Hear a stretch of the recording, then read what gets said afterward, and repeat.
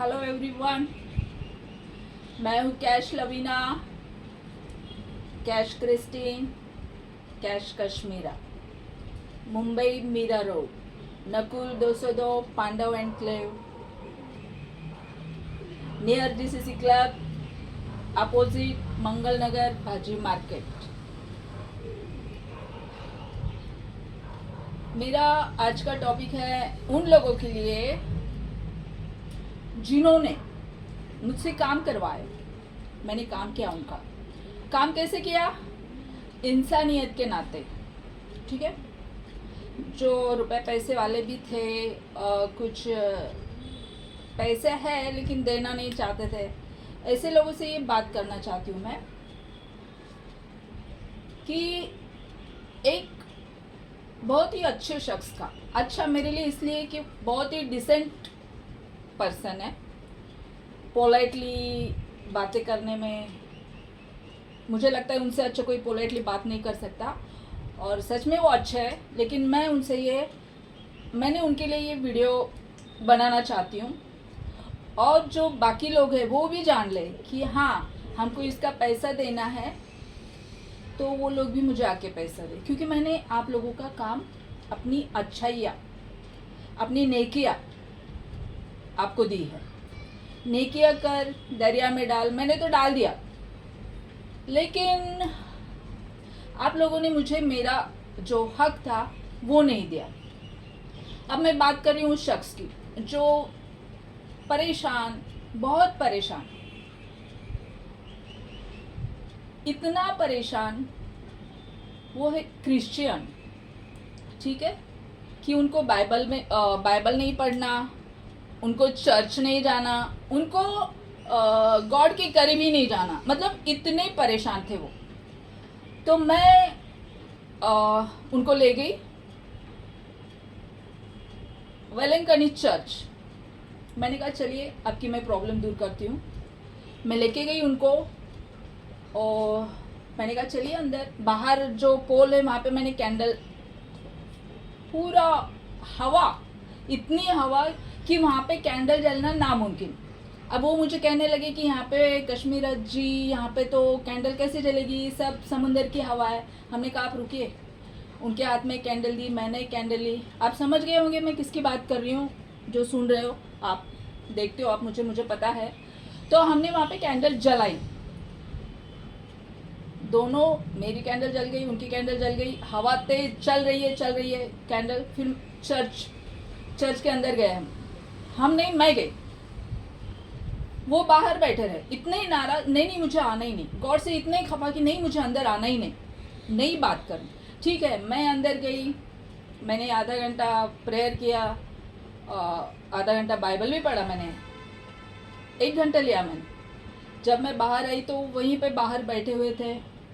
फिर मैंने कुछ सामान लिया वहाँ से, सामान यानी ब्लेसिंग, कुछ चीज़ें ली। फिर मैंने उनके गाड़ी में मैंने रख दिया, कुछ उनको दिया। तब तक वो कैंडल उधर ही चल रही थी, ख़त्म होने को आई थी, वो बुझी नहीं थी। हम लोग वापस आए, फिर मैंने उनको एक पर्ची दी, छोटी सी पर्ची, जो उनका पैसा कहीं से नहीं आ रहा था, कोई भी काम नहीं हो रहा था, परेशान, हर चीज़ से परेशान। और ज़्यादातर वो आउट ऑफ इंडिया रहता है। 13 साल से मेरी उनकी जान पहचान है, लेकिन हम लोग 13 बार भी नहीं मिले, 5-6 बार मिले होंगे, ठीक है। तो मैंने उनको पर्ची दी एक बना के, ड्राइविंग सीट कवर के नीचे रख के उस पर बैठ जाओ, और जिनको पैसा मांगना है आप वहाँ चले जाना। वो शख्स नहीं मिलता था, फ़ोन नहीं उठाता था। इतना बेजार कि रात को 2 बजे 3 बजे उठ के इंसान मुंबई टू बैंगलोर जा रहा है कि ऑन द स्पॉट वो इंसान को पकड़ सके और उसे पैसे के बारे में पूछ सके और अपना पैसा ले सके। फुल्ली परेशान। फिर मैंने वो बना के दिया, अब वो चले गए। ऐसे उन्होंने कई चक्कर मारे थे, मुंबई टू बैंगलोर। जब भी नींद उड़ जाती, चलो उठो, मुंबई टू बैंगलोर 120 140 की स्पीड से।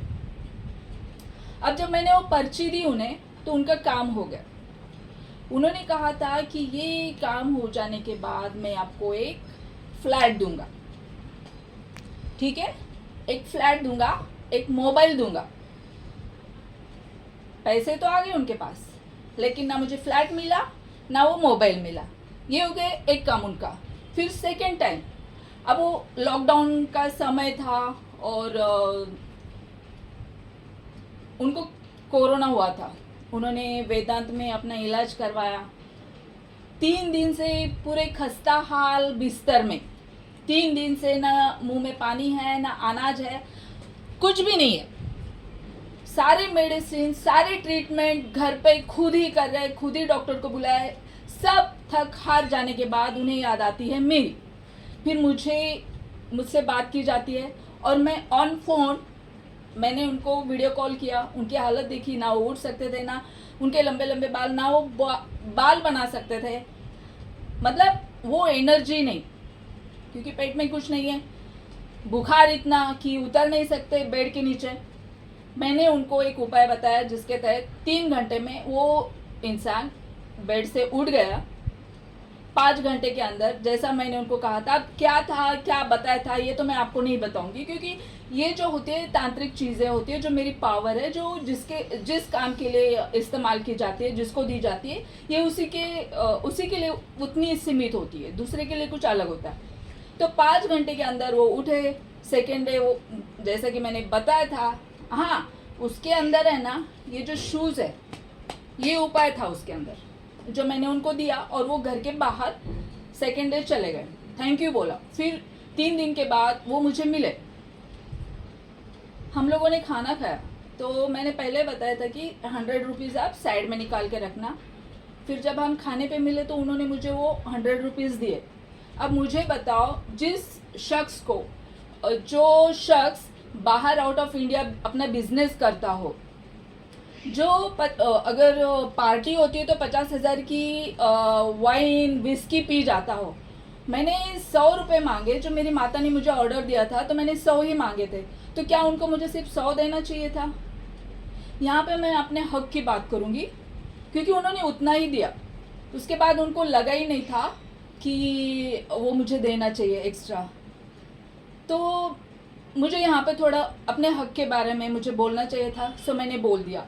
ये वीडियो आप देखोगे, मैं जानती हूँ, तो आपको मेरा पैसा देना चाहिए। और भी पेंडिंग पैसा है आपके पास मेरा 16,000 रुपये, जो आपके फादर का दर्द भगाने का काम मैंने किया था। इनके फादर पायलट है, उनके मम्मी और पापा को दिल्ली में रहते हैं, और उनको ये चीज़ों पे इतना भरोसा नहीं था। लेकिन इनका काम, मैंने ये जो पहले काम किए थे, इनको भरोसा था। उन्होंने कहा पापा आप उनसे मिलो। उनके पीठ में गिर गए थे वो बाथरूम से, तो रॉड बिठाया था उनकी पीठ में और काफ़ी दर्द था। तो मैंने कहा, पहले तो इन्होंने बहुत, जब ये कतार में थे तो उन्होंने बहुत कोशिश की कि वो उनके फादर मुझ तक पहुंच जाए, लेकिन उनकी जो फैमिली थी वो मेरे लिए अननोन थी। तो वो बोले वो मैं ही कर सकता हूँ। फाइनली उनके फादर का ऑपरेशन हुआ, वहाँ पे लाखों रुपए खर्च किए, लेकिन जो पेन था वो नहीं जा रहा था। तो वो पेन मैंने हटाया था और मैंने आधी कीमत ली। उन्होंने कहा था कि आधी मैं बाद में देता हूँ, जो 16,000 मुझे अब तक नहीं मिले। मैंने अपना काम 100% किया है, तो मुझे पैसा मिलना चाहिए ना। इंसानियत के नाते मैं अच्छी हूँ। आपके पास पैसा है, आपको सोचना चाहिए। आपको दोस्ती नहीं निभानी है। मुझे कोई दोस्ती नहीं चाहिए, मेरा कृष्णा मुझे काफ़ी है, वही मेरा दोस्त है, वही मेरा गॉड है, वही मेरा सब कुछ है। लेकिन जिनका मैंने काम किया उन लोगों को मेरा पैसा देना चाहिए।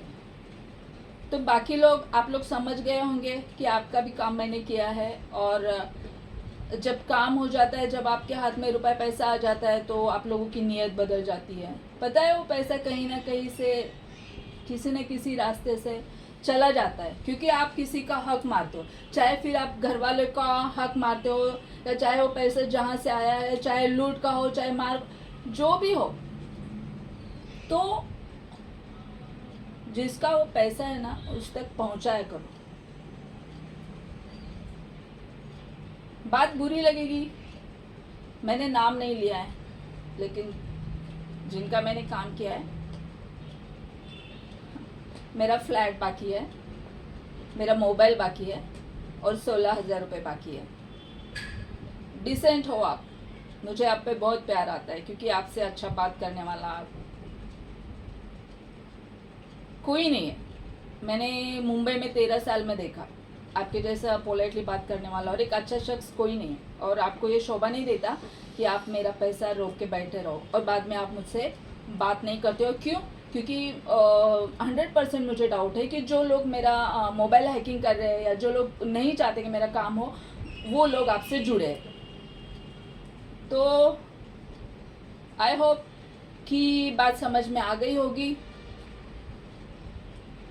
दे दो पैसा, क्योंकि मैंने आपका कोरोना से जो आपकी जान जा रही थी वो जान बचाई है और घर में बचाई है। स्वीटली, बहुत ही स्वीटली और बहुत ही स्मूथली और बहुत अच्छे तरीके से, ना जिसमें आपको मेडिसिन खाना पड़ा, ना आपको इंजेक्शन लेना पड़ा, ना आपको ऑक्सीजन लेना पड़ा।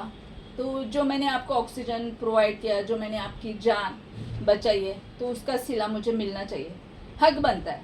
क्यों? जय हिंद।